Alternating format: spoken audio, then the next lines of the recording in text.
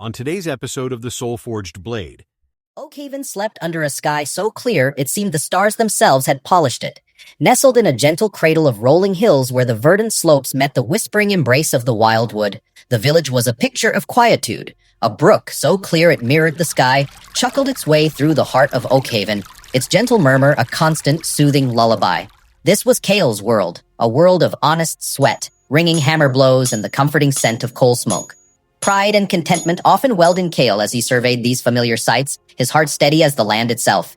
He was, by all accounts, a simple man, content with the rhythm of his days. His hands, calloused and strong, were his most prized possessions, instruments of a craft he'd learned from his father and his father before him. The forge was Kael's sanctuary. From the first blush of dawn, when mist still clung to the valley floor like a spectral shroud, to the dying embers of twilight, the rhythmic clang of his hammer was the heartbeat of Oakhaven. He shaped iron and steel with a skill that bordered on artistry, coaxing reluctant metal into forms of both utility and beauty. Plowshares that bit deep into the soil, hinges that swung true, horseshoes that clung with steadfast grip. These were his contributions, his quiet pride. He found a deep satisfaction in the tangible results of his labor, in the weight of a perfectly balanced axe head, the smooth curve of a newly forged ladle. Each piece that left his smithy was a testament to his dedication, a small piece of himself imbued into the very fabric of the village. Oakhaven itself was a place apart, a small island of peace in a world that Kael vaguely understood was often troubled. The elders spoke of faraway kingdoms and ancient wars in hushed tones, but such concerns felt distant, like echoes from another age. The village was a self-contained universe, its inhabitants bound by shared harvests, seasonal festivals, and the quiet understanding that came from living so close to the earth. They relied on each other, their lives interwoven like the strong threads of a well-made tapestry. Kael, with his steady hands and his quiet demeanor, was a vital thread in that tapestry, his forge a place of constant need and dependable service. He wasn't a man given to grand pronouncements or bold ambitions. His thoughts rarely strayed beyond the next horseshoe, the next repaired plow. Yet, Kael often recognized a quiet satisfaction in his simplicity, valuing his humble joys over distant dreams. Within that unassuming frame resided a core of unwavering integrity. He treated every customer with the same respect, whether they were the wealthiest landowner or the humblest farmer. His word was as solid as the iron he worked, his fairness as unquestioned as the rising sun. He believed in doing things right, in putting in the honest effort, and in the simple virtue of kindness. When old Ilara's prize hen broke its leg, it was Kael who fashioned a tiny, delicate splint from a sliver of tin, his touch surprisingly gentle for a man accustomed to wrestling stubborn metal. When young Timmy lost his treasured wooden soldier in the brook, Kael patiently dredged the muddy banks for an hour until the cherished toy was recovered, much to the boy's tearful delight. These acts, small and unheralded, were the true measure of Kael. He felt embarrassed by the attention, but quietly pleased to help. These were the quiet pronouncements of a heart tuned to the needs of his community, a heart that, unbeknownst to him, was being tempered and prepared for a destiny far grander and more perilous than he could ever imagine. The surrounding landscape was as much a part of Oakhaven's tranquility as its people. Rolling hills, carpeted in a mosaic of wildflowers and lush grasses, offered endless vistas of green and gold. Ancient oaks, their branches gnarled and wise, dotted the fields, standing as silent sentinels to the passage of time. To the east, the Wildwood loomed, a dense, ancient forest that breathed an air of mystery and whispered secrets on the wind. Most villagers treated the wood with a healthy respect, venturing in only for firewood or the occasional foraging, their steps cautious. Kael, however, often felt an unexplainable tug at his chest, a mix of curiosity and mild unease, drawing him to its shadowed depths. It excited him even as it made him wary. Still, he never ventured too deep, content to observe from the edge, the unknown holding a certain allure without demanding trespass.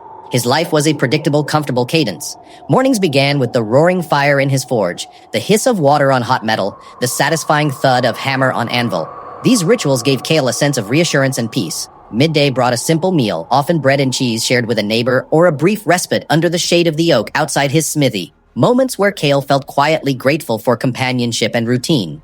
Afternoons were a continuation of the morning's work, the skills honed over years flowing with an almost unconscious grace. Evenings were for mending tools, tending to his small garden, and perhaps sharing a tankard of ale with his friend Finn the baker at the rusty flagon, their conversation revolving around the day's minor triumphs and the quality of the latest batch of grain.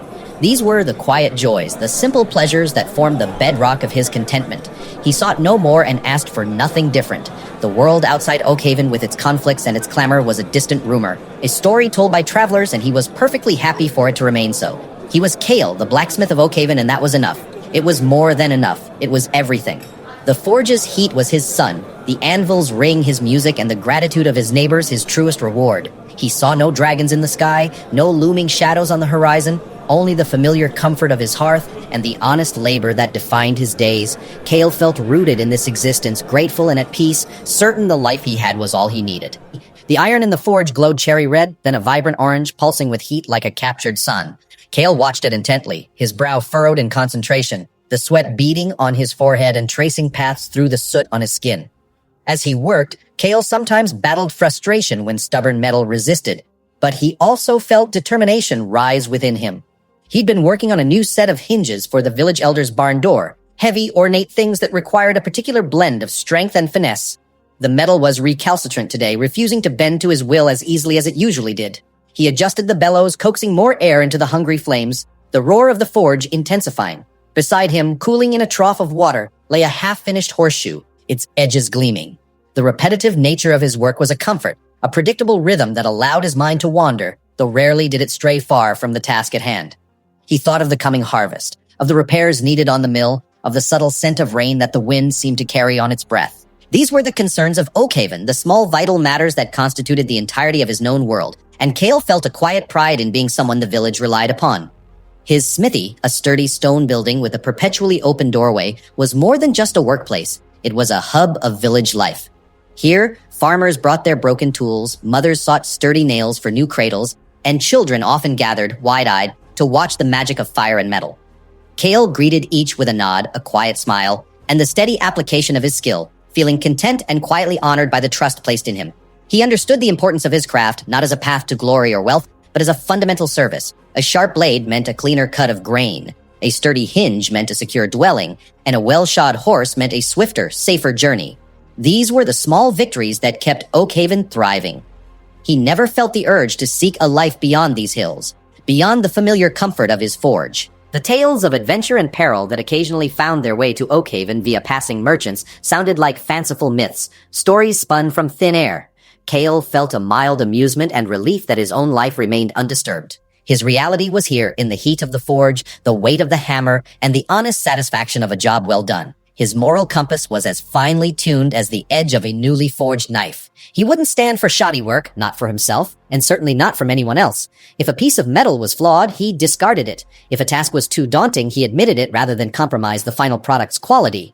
This commitment to integrity was not born of a desire for recognition, but from an intrinsic understanding of right and wrong, a simple, unshakable belief in doing things properly. He remembered his father's words, spoken years ago as they worked side by side. A man's worth is measured by the quality of his work, Kael, and the honesty with which he approaches it. Never forget that. Those words had become Kael's guiding principle, the quiet bedrock upon which his life was built. The forge itself was a character in his life. Its stone hearth, blackened with centuries of use, held a warmth that seemed to seep into Kael's very bones. The bellows, large and well-worn, sighed like a contented beast as he worked them.